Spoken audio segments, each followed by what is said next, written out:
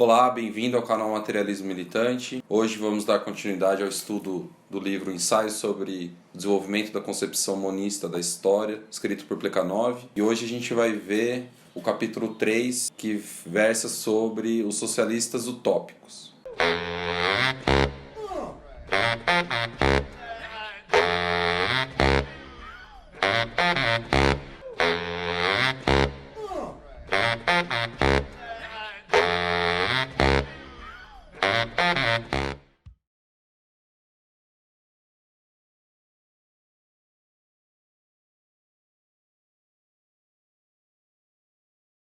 No início do século XIX, com o advento aí do poder da burguesia na França, muitos intelectuais teóricos veem que as palavras de ordem, liberdade, igualdade e fraternidade, que havia sido o mote da Revolução Francesa, não são alcançadas pela maioria da população. A sociedade entra aí num período de intensificação da pobreza, da miséria, mesmo com o advento aí do poder da burguesia. Surge então uma tendência socialista.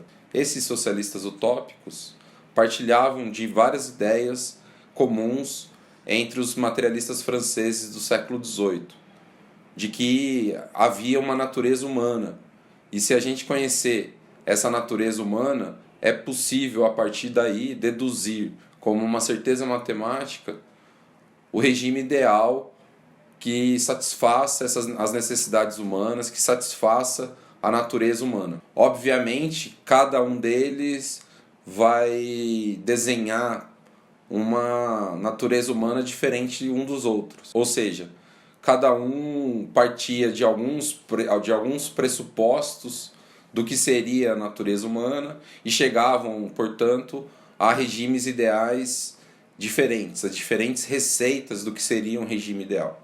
Entretanto, diz Plekhanov, diferentemente dos materialistas franceses do século XVIII, eles procuram abandonar o terreno abstrato da metafísica e buscam, no terreno concreto da história, as fórmulas para essa sociedade ideal. Saint-Simon, por exemplo, desses socialistas utópicos, vai dizer que é preciso encontrar as leis que regem a história humana para elaborar a partir do passado aquilo que deve moldar o futuro. E ele chega na conclusão de que é o desenvolvimento da indústria que está na base dessas leis da história humana. E isso é um passo bastante importante e é continuidade das teses dos historiadores franceses da Restauração, como a gente viu no vídeo anterior. Mas ele vai cair numa contradição quando vai colocar que os inventos industriais da humanidade pressupõem um conhecimento cultural, um conhecimento científico do homem, ou seja, de novo, as ideias que regem o mundo. É o desenvolvimento dos conhecimentos que se torna o motor da história. E esse idealismo histórico vai levá-los a um fatalismo onde eles opõem, de um lado, a lei que rege o conhecimento científico e o desejo do homem de modificar essas leis. Ou seja, para eles existe um dualismo entre o que deve ser e o que é. O que está aí e o que deve ser são separados segundo um abismo. Igualmente, faziam os dualistas que separavam com um abismo a existência da matéria de um lado e a existência das ideias e do espírito de outro. Esse fatalismo dos socialistas utópicos aparece segundo a ideia de que essa lei que rege os conhecimentos científicos, eles praticamente advêm de uma providência divina. É uma posição fatalista porque o homem não consegue agir sobre essas leis. O homem tem que apenas obedecer essas leis e seguir os seus ditames. Isso vai dizer Plekhanov, que consiste num erro. Por quê? Numa confusão. Porque quando o homem se coloca a tarefa de modificar essas leis, esse desejo de modificar a sua própria ação no mundo, é um fato histórico. E esse fato histórico deve ser incluído nas leis do conhecimento científico, nas leis que regem a história. Ou seja, não existe uma oposição absoluta entre a lei e o desejo de modificar a lei. O desejo de modificar a lei é parte do próprio processo da lei. Eles, diante dessas leis, restringem-se apenas, então, a divulgar algumas receitas utópicas do que deveria ser feito para a melhoria da sociedade. Só que aí vai dizer Plekhanov: ocupados por considerações sobre o que deve ser, os utopistas não têm tempo nem desejo de meditar seriamente sobre o que está aí. Ou seja, eles partem de que existem leis que regem a história humana, mas quando se trata de modificar a sociedade, eles fracassam grosseiramente. Por quê? Porque eles não conhecem de fato as condições reais. Eles não conhecem de fato o que está aí. E como esse ser que está aí age, de propriamente dito. Qual é o movimento próprio da sociedade. Então eles se isolam na tarefa de elaborar receitas ideais para se alcançar um regime ideal. Como a gente viu no vídeo passado, os historiadores franceses da época da Restauração haviam mostrado que o regime político dependia do estado das pessoas e dos bens em geral. E eles, os socialistas utópicos, vão levar esse princípio ao exagero. Tanto que eles vão renegar a política, os fatos atuais, como parte dessa interpretação. Uma vez que o regime político é sempre efeito de uma causa, ou seja, do estado das pessoas e dos bens em geral, ele nunca é causa de nada. Como a gente já viu em vídeos anteriores, essa é uma posição metafísica, que coloca causa e efeito de uma maneira estanque em fenômenos separados. Enquanto a concepção dialética mostra que um efeito de uma causa torna-se causa de outro efeito. Então, a tentativa de isolar o regime político da economia, ou seja, o regime político é sempre efeito, ele nunca é causa, cai-se num apoliticismo que leva ao fracasso. Ou seja, o homem não tem que intervir na política. Ele apenas tem que elaborar receitas para a modificação do estado das pessoas e do estado dos bens em geral, para que a sociedade modifique-se. Então, por exemplo, para eles é um princípio moral de que a propriedade privada dos meios de produção não deve existir. Eles não se preocupam em estudar a produção, a distribuição e a circulação das coisas, dos bens em geral, para determinar as causas e as razões para que os meios privados de produção existam e em quais condições eles podem deixar de existir. Ou seja, eles não se preocupam com o movimento real, eles se preocupam em elaborar receitas para que o princípio moral, o princípio ideal elaborado num gabinete, na sua própria cabeça, seja implementado pela própria sociedade. Então eles não buscam encontrar na própria realidade as forças contraditórias que negam os meios privados de produção. Eles apenas negam esses meios privados como um princípio moral, como algo que não deve existir. Por que não deve existir? Porque se é o trabalhador que tudo produz, a ele deve tudo pertencer. A quem não produz não deve usufruir de nada. E esse é um princípio moral que rege as suas posições. A gente aqui vai estar se questionando, mas o próprio Marx diz isso. Mas é muito importante a diferença metodológica com que se chega a esta formulação. Segundo Marx, existe no próprio desenvolvimento do capitalismo forças sociais que negam a propriedade privada dos meios de produção. É o próprio desenvolvimento do capitalismo que leva o surgimento de meios de produção sociais. O capitalismo leva a um processo de socialização das forças produtivas. É completamente diferente da formulação utópica, que haver nisso apenas um princípio moral. Para Marx, este é um movimento da própria realidade. E ao ver na própria realidade esse movimento social, ele encontra o ser social, ou seja, as forças sociais capazes de levar este projeto adiante, diferentemente dos utópicos, que colocavam o princípio prático acima de tudo,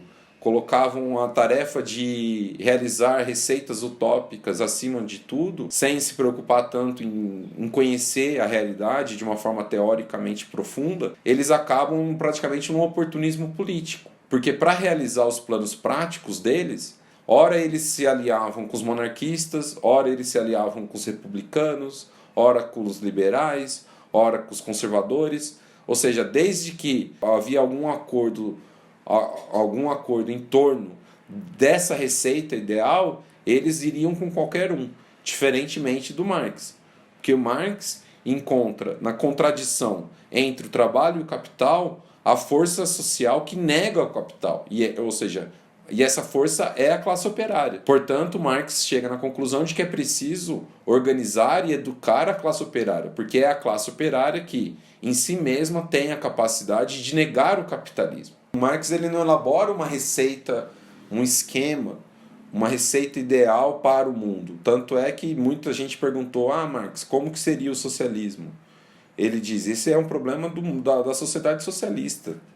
Porque os homens vão passar a fazer a sua história com suas próprias mãos, de forma consciente. Não dá para imaginar qual sociedade será o socialismo e tentar implementar isso a partir de hoje, a partir de um esquema, a partir de uma apenas repetição propagandística de que essa sociedade será melhor do que a outra ou coisa do tipo. Diferentemente dos socialistas utópicos, Marx não vê a revolução como um ato moral, como um ato de benevolência, de pessoas justas que defendem a igualdade. Para ele, a revolução é um produto do desenvolvimento da própria sociedade. E, já que é um produto da própria sociedade, a gente tem que atuar aí conforme as leis da sociedade, conforme as leis da modificação da sociedade, e ajudar a acelerar esse processo, mas nunca a partir de receitas pré-elaboradas do que seria bom, do que seria justo, porque os homens divergem profundamente do que é bom e justo. O socialismo não vai surgir de um acordo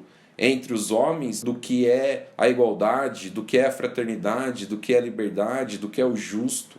Isso é justamente o que os utópicos fazem. O socialismo, ele surge do processo de socialização inevitável das forças produtivas da sociedade. Nenhum homem produz de forma isolada numa grande indústria. Ele não consegue...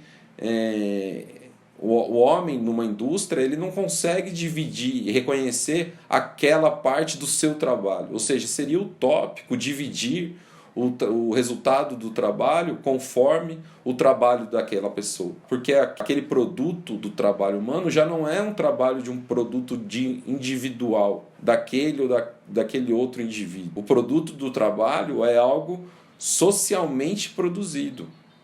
Por isso que ele será distribuído para todos e de forma social. Ou seja, diferentemente, por exemplo, como Proudhon, por exemplo, vai elaborar a ideia de banco de horas.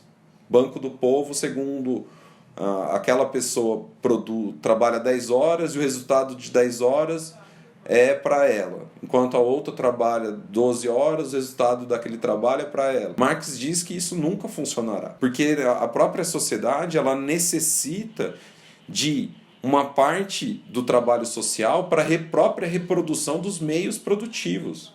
Ou seja, a ideia de dividir todo o resultado do trabalho entre os indivíduos é uma ideia utópica, porque isso impediria a reprodução dos próprios meios de produção. E os socialistas utópicos, engraçado ver isso, que eles se consideravam eminentemente pessoas práticas, ou seja, pessoas que queriam modificar o mundo de uma forma prática, de uma forma cotidiana e sempre buscando, na verdade, então, reformas sociais. Como eles partiam da ideia de que o conhecimento humano que modifica a indústria, eles buscavam elaborar planos perfeitos, legislações perfeitas e buscar no parlamento pessoas que pudessem levar esses projetos à frente. Ou seja, eles buscavam nos elementos da burguesia convencê-los de aprovar a socialização das forças produtivas. Ou seja, uma coisa completamente, para dizer o mínimo, louca. Como que você vai convencer um burguês a socializar os seus meios de produção? E era isso que eles faziam. Por quê? Porque eles estavam buscando criar legislações perfeitas e buscar nos elementos mais cultos da sociedade, na elite cultural, na elite científica de um determinado país, convencê-los da justeza, da racionalidade dos seus argumentos. Ou seja, eles não se preocupavam com as condições sociais que determinavam aqueles sujeitos. Eles elaboravam receitas a partir da sua cabeça, mas não se preocupavam com as condições reais para a implementação dessas receitas. Por quê? Porque eles não conheciam a realidade de forma profunda, eles não conheciam as leis que regem a própria sociedade. De explicar 9. Tendo, com a ajuda do pensamento, baseado o seu plano nestas condições materiais, ele não soube tê-las em conta para o realizar, obstinando-se a apresentar o seu grande problema a classes e a meios que, em virtude das mesmas condições materiais, não se encontravam nem predispostas a consagrar-se à sua solução, nem em estado de o resolver. Ou seja, eles partiam de problemas reais, mas na hora de resolver esses problemas, eles não sabiam como fazê-lo. Por que eles não sabiam como fazê-lo? Porque eles estavam muito preocupados na elaboração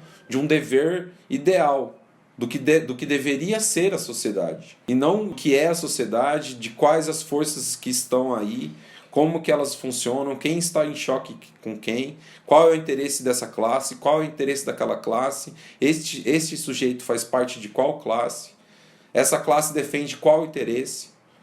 Ou seja, eles deixavam, portanto, o seu plano prático ao puro acaso. Eles baseavam toda a sua tática política no acaso, de achar um sujeito que, convencido da justeza das suas ideias, as levariam à frente. Enquanto Marx não deixa isso ao acaso.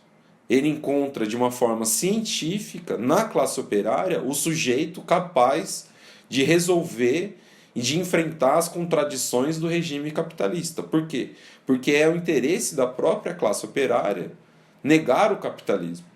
Porque cotidianamente a classe operária se desenvolve e, ao se desenvolver, ela nega o capitalismo. Por que ela nega o capitalismo? Porque ela desenvolve as forças produtivas da sociedade.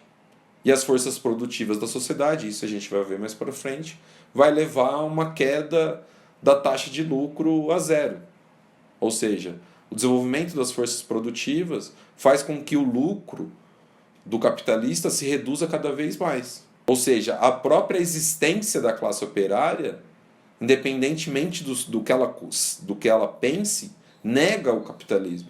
Então, se essa existência da classe operária nega o capitalismo, está aí o sujeito que deve ser educado, que deve ser organizado para esta tarefa histórica. Ou seja, não se trata de uma aposta, não se trata de uma sorte, de uma probabilidade. Não. Existe uma certeza de que a classe operária irá derrubar o capitalismo. E daí a efetividade do método marxista. Mas o marxismo, como a gente vê, ele adota exatamente a posição socialista, mais um socialismo científico e não mais utópico. Ele se preocupa menos em elaborar esquemas e uma sociedade ideal. Ele nunca o fez isso, nunca buscou elaborar o que seria essa sociedade ideal, mas ele estuda as condições reais que estão dadas e prementes e que existem para a transformação e para a superação do capitalismo. Ele estuda essa sociedade capitalista às minúcias, para encontrar nas próprias contradições internas do próprio capitalismo as forças motrizes que vão negar a superação do capitalismo. Por isso o método marxista ele é tão forte. Por isso o sucesso do marxismo é é inegável, né? O marxismo já guiou N revoluções pelo mundo, diferentemente dos utópicos. Sempre buscaram negar o capitalismo, condenar o capitalismo como um problema moral, como um problema de injustiça social apenas, e não conseguiam resolver essas injustiças a partir de ferramentas reais. A gente vai voltar a discutir o socialismo utópico quando a gente discutir o livro do Engels, o Anti-Düring, né? Na última parte do livro, ele discute a diferença entre o socialismo utópico e o socialismo científico. E a gente vai voltar a esse tema com outros argumentos, com outros modos de ver diferentes. Se você quer se aprofundar no marxismo, quer ir além de meras introduções, de algumas frases superficiais do que é o marxismo, porque o marxismo é uma verdadeira ciência e precisa ser estudado como uma ciência. Se você quer se aprofundar, nos acompanhe aqui, porque como você sabe, a gente está estudando 60 livros clássicos do marxismo, capítulo por capítulo, escrito por grandes marxistas, pessoas que realizaram, de fato, contribuições para a evolução e para a luta da classe operária, não universitários, não teóricos distantes da luta real dos trabalhadores. Se inscreva no canal, ative o sininho para receber as notificações, nos acompanhe no Facebook e no Instagram e a gente se vê. Abraço.